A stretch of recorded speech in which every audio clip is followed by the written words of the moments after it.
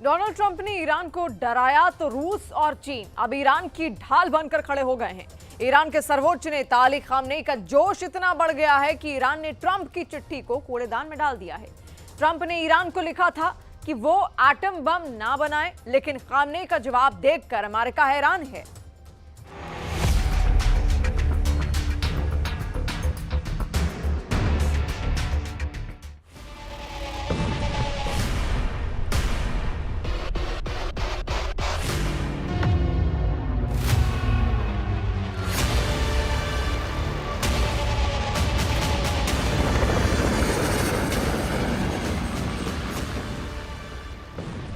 पश्चिम Asia के इन धमाकों को अगर दुनिया भूल गई हो और लग रहा है कि युद्ध पर ब्रेक लग गया है, तो ईरान, अमेरिका और इजराइल के ताजा तेवर चौंका सकते हैं। इस वक्त एक नए युद्ध को लेकर 3 पावर सेंटर में बड़ा फैसला लिया जा सकता है। पावर सेंटर नंबर 1 यानी व्हाइट हाउस, यहाँ डोनाल्ड ट्रंप और उनके कैबिनेट पर ईरान पर बात चल रही है। पावर सेंटर नंबर 2 यानी तेल अवीव, इजराइल के प्रधानमंत्री बेंजामिन नेतन्याहू और उनका नया जनरल बहुत एक्टिव है। पावर सेंटर नंबर 3 यानी तेहरान, ईरान के सर्वोच्च नेता अली खामेनेई ने ट्रंप को झटका देने वाला बहुत बड़ा फैसला कर लिया है।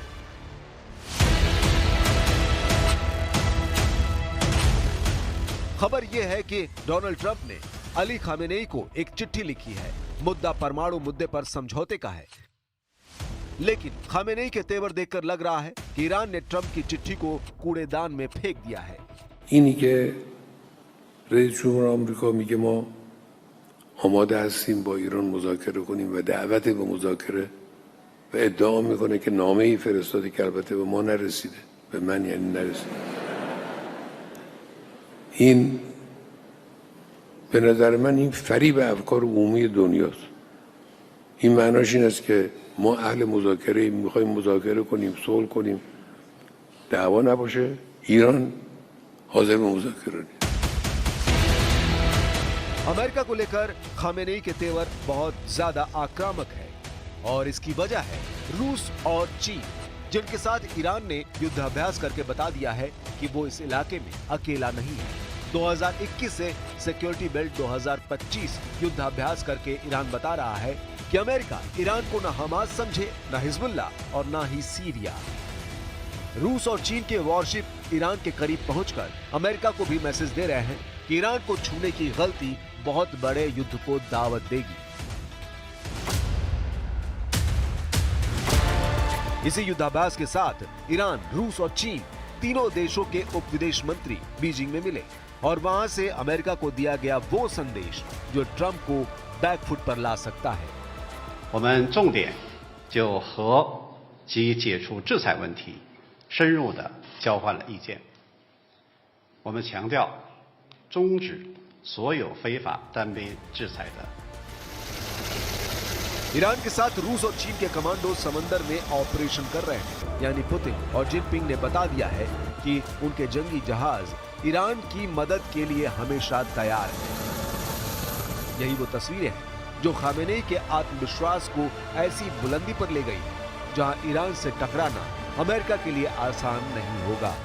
هدف از اجرای این رزمایش رو جلب مشارکت جمعی کشورهای همسو و صاحب منافع در شمال اقیانوس هند، کشورهای حاشیه اقیانوس هند در نظر گرفتیم و با همکاری دو نیرو دریایی فدراتیو روسیه و جمهوری خلق چین. लेकिन ईरान में इजराइल या फिर अमेरिका को लेकर ऐसा खौफ छाया हुआ है जिससे ईरान के सर्वोच्च नेता अली खामेनेई और उनके कमांडर बहुत अच्छी तरह वाकिफ हैं। ईरान के चप्पे चप्पे पर इजरायली अटैक के साइलेंट सायरन बज रहे हैं। خصوص مذاکرات هسته‌ای موضع جمهوری اسلامی ایران کاملا روشن هست. ما تحت فشار، تحت تهدید، تحت تحریم مذاکره نخواهیم کرد و لذا هیچ امکان مذاکره مستقیم بین ما و آمریکا در موضوع هست. ईरान की मिसाइल दिन में भी फायर की जा रही है और रात में भी उन्हें टेस्ट कर लिया गया है। 200 किलोमीटर रेंज वाली वाबर 373 एयर डिफेंस सिस्टम को दिखाकर ईरान ने बता दिया है कि वो लंबी दूरी तक दुश्मन का पीछा करेगा और उसे मार गिराएगा, फिर चाहे वो कोई स्टेल्थ विमान ही क्यों ना हो। ईरान बार बार अपनी एयर डिफेंस वाली ताकत दिखा रहा है। मार्च से पहले और फरवरी से पहले जनवरी में ईरान ने कैसे हर मिसाइल को आजमाया है, वो देखकर इजराइल चौंक जाएगा। मार्च में किसी भी हमले के लिए ईरान ने खुद को पूरी तरह से तैयार कर लिया है ताकि वो अमेरिका और इजराइल के गुस्से का सामना कर सके।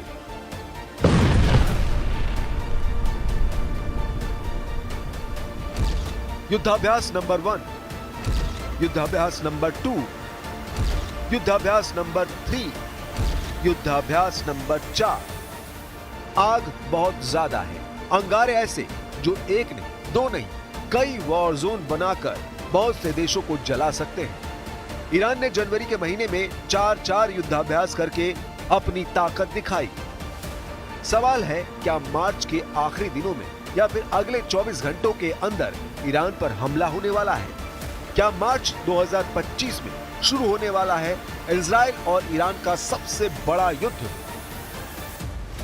ईरान ने जनवरी से अब तक 2025 में ही इतने हथियार जमा कर लिए हैं कि एक बड़े युद्ध को लॉन्च करने वाला हमला किया जा सकता है।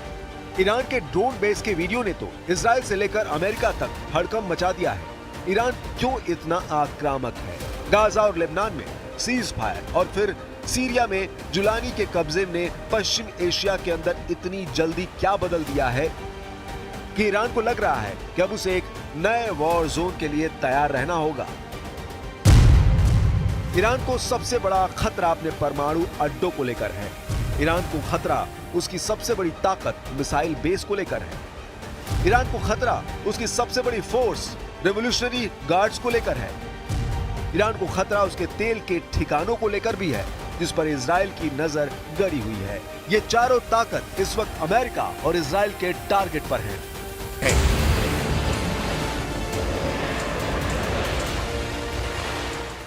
ईरान के आसपास अरब सागर में इस वक्त अमेरिका के समुद्री बेड़े एक्टिव हैं। रात भर उड़ान भरी जा रही है। फाइटर जेट, टोही विमान, सभी एयरक्राफ्ट कैरियर से टेक ऑफ कर रहे हैं। आखिर अमेरिका को ईरान से कौन सा इशारा मिला है जिसके बाद अमेरिका की नौसेना और उसके फाइटर जेट इतने एक्टिव हो गए हैं? इसलिए अगर किसी को लग रहा है कि गाजा में सीज फायर से युद्ध रुक जाएगा या लेबनान में युद्ध विराम से जंग रुक जाएगी, लाल सागर में इजराइल और अमेरिका के जहाजों पर हमले खत्म हो जाएंगे, तो ईरान की नई तैयारी वो गलतफहमी दूर कर देगी। مذاکره با این دولت فشار رو افزایش خواهد. من چند روز قبل از این توی صحبت مسئولینم گفتم مطالب جدید رو مطرح میکنن، طبقات جدید رو مطرح میکنن، مطالبات زیاده خواهانه جدید رو مطرح میکنن. مشکل بیش از اون چی که امروز هست خواهد. सवाल है कि जनवरी गुजरा, फरवरी गुजरा, मार्च में क्या होने जा रहा है? क्या 2025 का सबसे खतरनाक पल आ चुका है? जनवरी 2025 में डोनाल्ड ट्रंप ने राष्ट्रपति पद की शपथ ली। जनवरी में ही गाजा में सीज फायर हुआ। फरवरी 2025 में ट्रंप और नेतन्याहू की मुलाकात हुई। फरवरी में ही इजराइल पहुंच गए 1800 बंकर बस्टर बम। मार्च 2025 में क्या अमेरिका ईरान को लेकर सबसे बड़ा फैसला करने जा रहा है? क्या ईरान को भी महसूस हो गया है कि मार्च में कुछ बहुत भयानक होने वाला है? अमेरिका के राष्ट्रीय सुरक्षा सलाहकार माइकल वॉल्ट्ज भी कह चुके हैं कि ईरान को लेकर सभी विकल्प खुले हुए हैं और ईरान परमाणु कार्यक्रम छोड़ेगा तो बात होगी। ईरान खेल खेलने की गलती ना करे जैसा कि वो पहले करता आया है। अमेरिका की लीडरशिप ईरान पर आक्रामक है। इजराइल के कई मोर्चों पर एक साथ युद्ध लड़ने वाली ताकत को जंग ना लगे और उसके बम गोदाम का स्टॉक हमेशा भरा रहे, इसकी गारंटी अमेरिका ने दी है। अमेरिका के विदेश मंत्री मार्को रूबियो इजराइल को $4 अरब यानी करीब 35,000 करोड़ के हथियार भेजने पर मुहर लगा चुके हैं। सवाल है कि अब इजराइल इतने हथियारों का इस्तेमाल अपने किस दुश्मन पर करना चाहता है।